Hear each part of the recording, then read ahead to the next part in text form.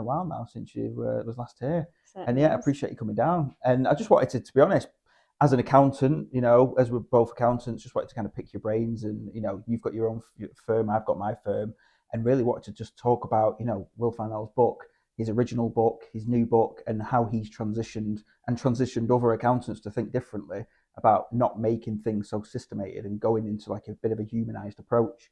So my question to you is, why did you want to get involved in the book? Yeah, absolutely. So, start off by saying it's great to be back. It has certainly been too long since I visited Motion. Why did I want to get involved in the book? The human firm for me is it's everything that my firm is about.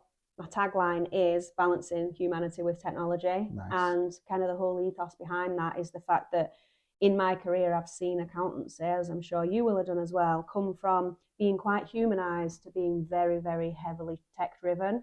And somewhere along the line, from my experience, a lot of clients were missing out on that human touch, that human feel, bringing back the conversation. So as soon as I heard even just the title of the book, obviously knew that it was Will Farnell that was writing it. I thought this is going to be amazing, and I was just so privileged, as I'm sure you were, to be asked to be part of it. Yeah, that's amazing. It's good to know from obviously from my perspective about owning a business and obviously from your perspective and how we've grown, because I think your business started during COVID or just before COVID. Is that right? Yeah, 2019. 2019, so it was So, just before COVID. Then COVID mm, hit, and then obviously exactly. with COVID hitting, then we did heavily rely on technology. But it's nice as we come out of COVID, and obviously as people are, coming back to normality, that this book came out, and I think at the right time as well. I feel like it's not. We can't forget the fact that we need to have the systems and the processes behind the scene. But I think it's important from a client's perspective that they don't really see that, and they have the human touch. So for me, I transitioned Motion 6 to 9 months ago when we were just too busy, and we just found that the processes were as tight as they could be. But the client, from my perspective, really wanted that human touch. There's someone to call Yeah, them and say, "What's my tax? What's this? What's that?" And getting a real understanding, and not just saying, "Here's an email. This is your tax bill. Please e-sign." It's more like, "Well, pick up the phone, come into the office, go through the nitty gritty," and even to the point of just small queries, just the day to day queries, and having that proactive approach. I think a client would appreciate it more having that first class approach than a really complex email. yeah, absolutely. And I think we run our businesses quite similar in that respect. That there are firms out there that are very tech based, very subscription based, churn it in, in and out. Yep, Let's get absolutely. the information in, get the tax return out. That's not what we're kind of about. Yes, of course, you've got your compliance to do. You're going to end up with the same result. But what we're trying to do is bring back the communication piece, isn't it? So, as much as our firms look different in the way that we run them, I think there's a lot of things that are quite similar in terms of systems and processes. Fantastic, sit over there. And exactly what you just said, all the clients need is visibility of where we're up to with their jobs, what we're waiting for from them. And they also need that visibility when it comes to sending out a set of accounts, tax return, tax comps. They're not interested in reading a big lengthy email.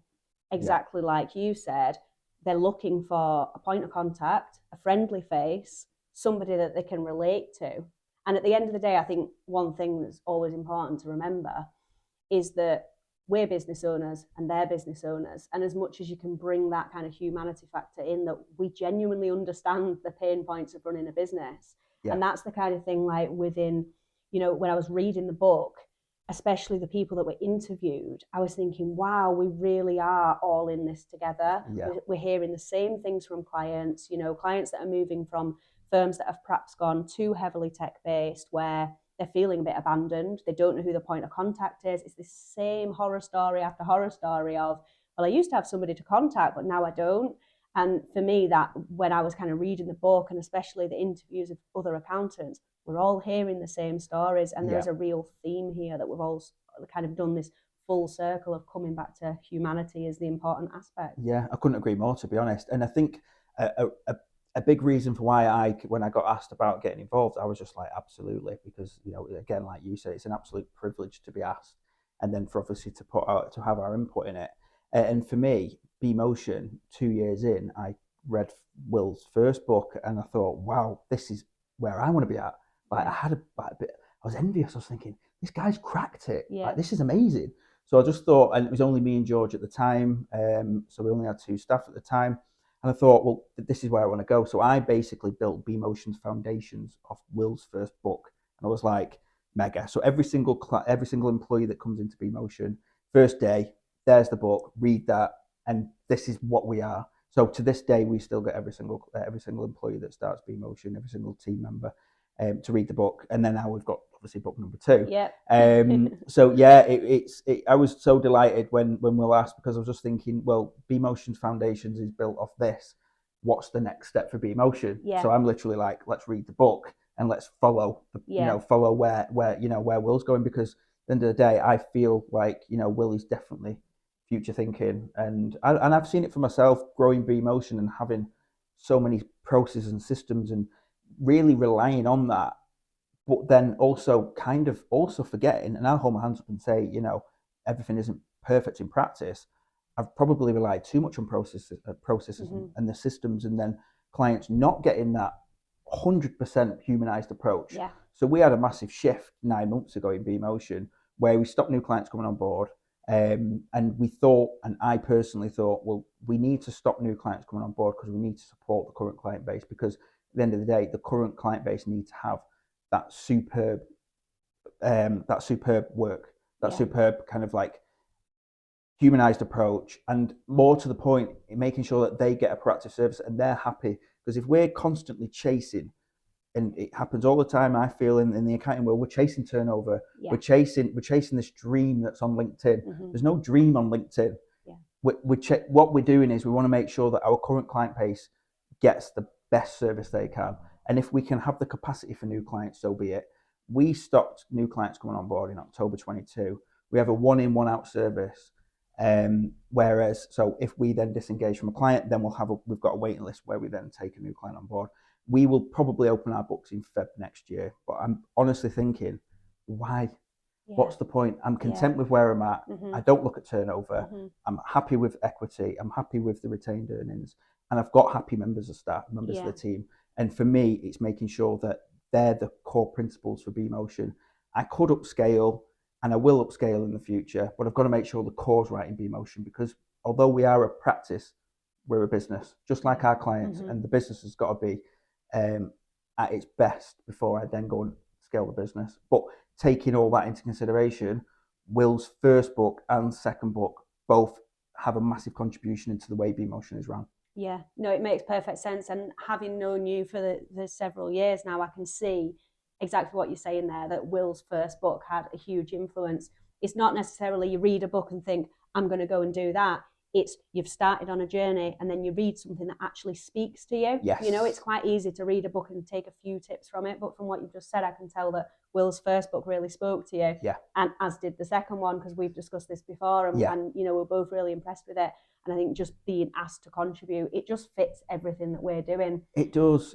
And what I find as well, what I found like with the book is if you read it in its entirety, you go, right, I'm going to copy this, then you're going to overwhelm yourself. Yeah. So take it in bite-sized chunks, which is what I did, and go, right, I'm going to map this out for the next 6 to 12 months. And then what was also good for me is when I read his book, I was also looking at Go Proposal, but Go Proposal wasn't right for me at that time. And I was like, but I'm going to put that on the back burner because I know I need that in the future. Then go forward a couple more years, and then I went to Go Proposal, and I looked and I went, back, this is the time now for Go Proposal. Yeah. And it kind of all came in at the same time. And then I changed my pricing structure to real-time transactional billing and value-based billing, which we used to charge hourly. So yeah, it all kind of changed at the same time, and it was exciting. It was exciting. And George, obviously, employee number 2. He's obviously grown with BeMotion as well, which has been fascinating. It's been good. It's been good to have George come on board so early and also see it all and go for his apprenticeship, and now being a qualified accountant. He's loving it. Sat there as practice manager. He shouts at me all the time, just like, can you do some work? Well, that's it. They do say that you should have staff that are better than you. So there you go. That's what you've created there, isn't it? I always go with a rule, or it was my old boss that said to me back when I worked in industry, to always employ smarter people than you. And I've done that every time. So and it always lifts the average of the room up. Yep. Do you know what I mean? So you've got to keep that benchmark going higher and higher and higher. Love that. Sam, honestly, I really appreciate coming down to B today. Like I say, it's always good catch up with you because it's like two great minds think alike. You know, we've both got our businesses and we're both at, you know, different stages, but we always come together and we always totally kind of relate, you know, things back to how our practices are run. So yeah, and like I'm in agreement with you, like Human Firm is the one to buy and literally incorporate it into your business. Absolutely, yeah. Human Firm, it's been game changing for the both of us. Game I think changing. it's fair to say, and it'll be game changing for plenty more firms. Absolutely. Thank you.